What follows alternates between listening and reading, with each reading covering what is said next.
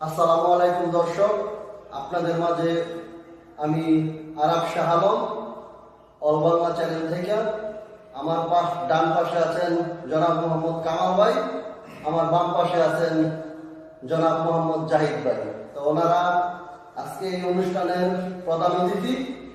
ওনারা নির্বাচন নিয়ে, দেশের পরিস্থিতি নিয়ে সংক্ষেপে কিছু বিষয় আলোচনা করবে।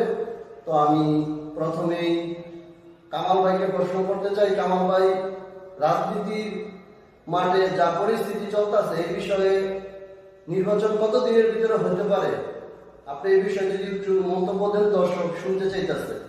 তো আপনাকে 3 মিনিট সময় দেওয়া হলো, এর ভিতরে আপনি আপনার বক্তব্য শেষ করবেন। তো আমাদের দেশে কিছুদিন আগে একটা আন্দোলন হয়েছে।